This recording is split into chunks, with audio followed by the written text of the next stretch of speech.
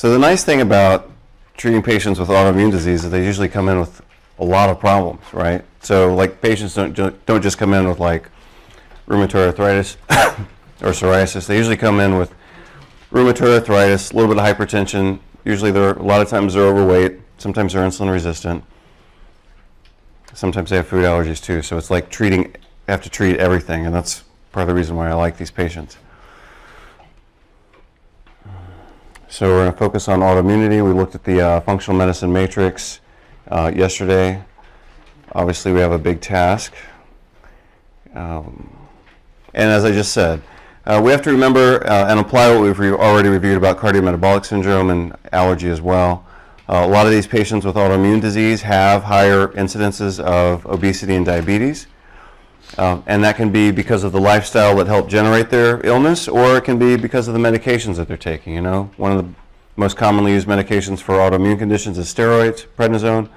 It makes people insulin resistant, it makes them hypertensive, so we have to manage that while we're treating the rest of their condition as well. These patients with autoimmune conditions always have a heightened risk for developing cardiovascular disease because of the systemic inflammation, as you would expect. And they also have higher risk for developing kidney damage, which we'll review again today. I know we talked about it yesterday. Autoimmune diseases, again, we looked at this yesterday. One of the major leading causes of death in the industrialized world, surpassed only by cancer, heart disease, and adverse medical effects. So part of the conversation that we have to get into now, because we're talking about autoimmune conditions, we're not just talking about somebody with a runny nose and a little bit of eczema. Most of the autoimmune conditions should be considered to be at least potentially life-threatening conditions, or limb-threatening conditions in some cases. Sometimes patients with autoimmune disease, like I had a patient a couple years ago with rheumatoid arthritis, and she, on the first day I saw her, her chief complaint was rheumatoid arthritis. But the urgency that we had to deal with the first day I saw her was she had developed what's called transverse myelitis. So this is about a 25, 28-year-old girl who had developed rheumatoid arthritis about a year after she had given herself breast implants. And the first day I saw her, she was in the waiting room, so I went in to greet her and walk her back to the office.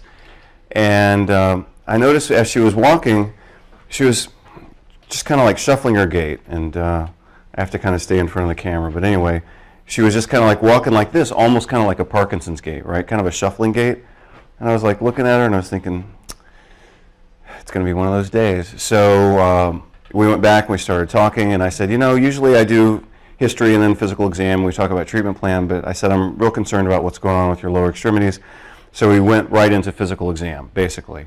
So she sits up on the table, and I test her Achilles and patellar reflexes, and what do I find? She's hyperreflexia with clonus, right? So we're in the danger zone already. Of course, as I recall, this was a Friday afternoon, which is usually when all hell breaks loose, right?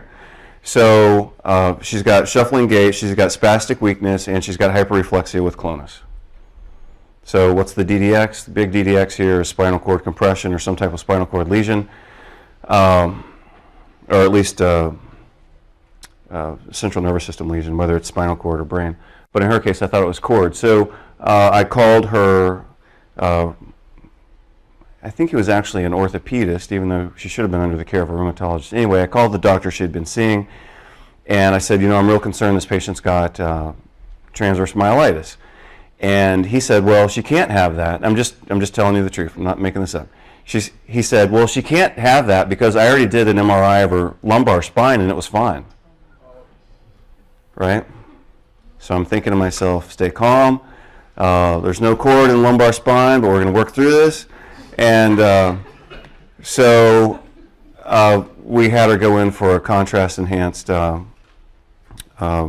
and she had transverse myelitis, so she had to get treated with steroids.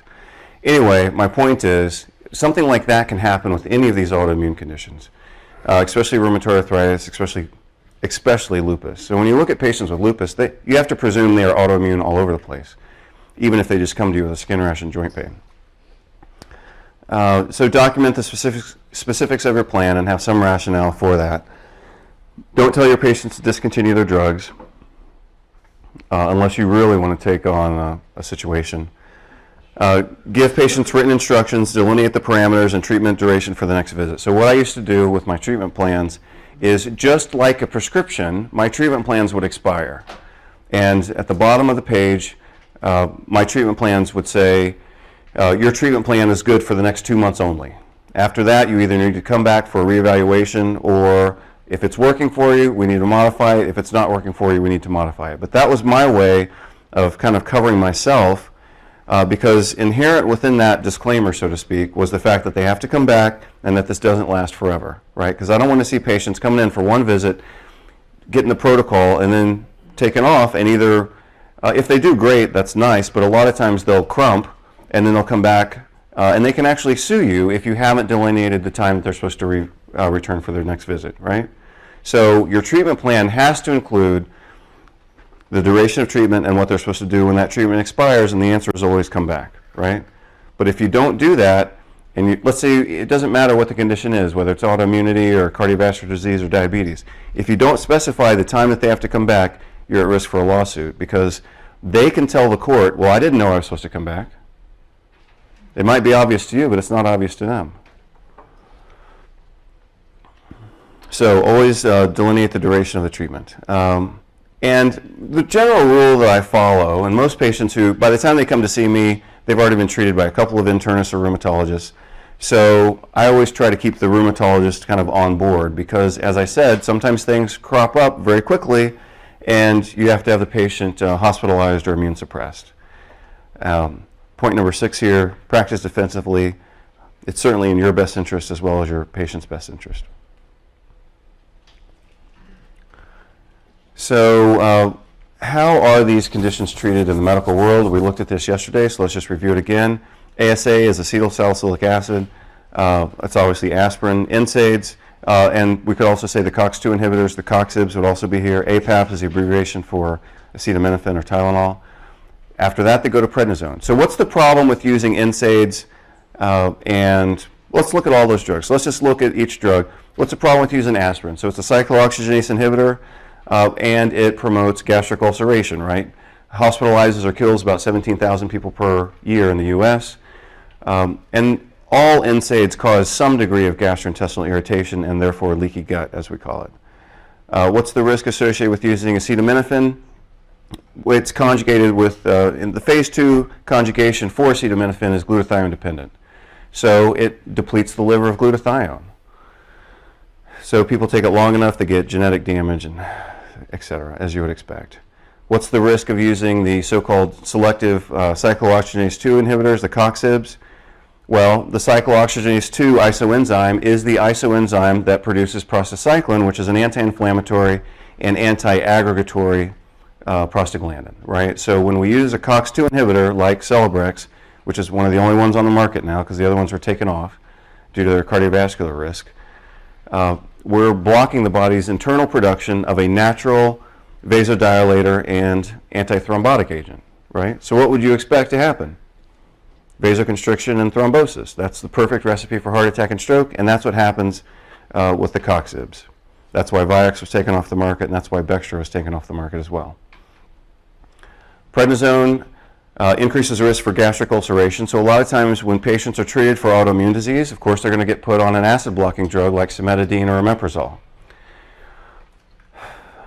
So we're just going to medicate these people into oblivion, basically, but that's how they're treated, so let's just talk about it.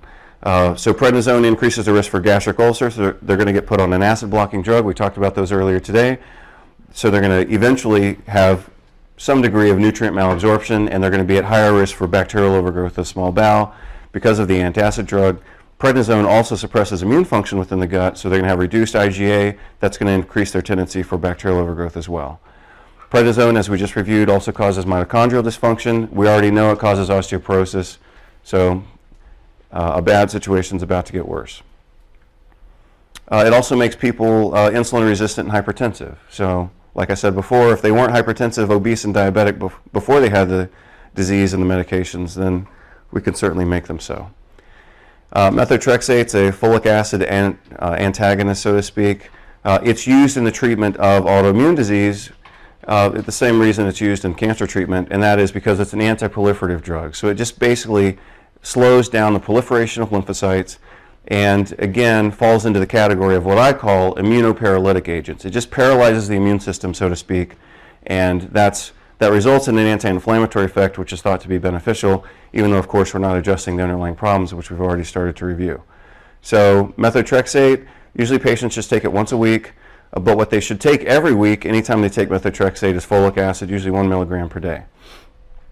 Taking folic acid with methotrexate helps to reduce the hepatotoxicity of methotrexate, and therefore allows patients to be on the drug for more consistent periods of time, etc.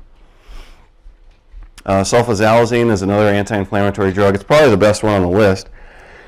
Sulfasalazine is not very well absorbed. It doesn't penetrate into the joints to produce its anti-inflammatory effect. It actually seems to function in the gut, and by alleviating gastrointestinal inflammation, that seems to be the mechanism of action of sulfasalazine in the treatment of autoimmune conditions. Well, that's the medical way of treating leaky gut, basically, right? Sulfasalazine, even though they don't know, most doctors probably don't know why it works, they just know that it works and it's FDA approved, therefore they just do it.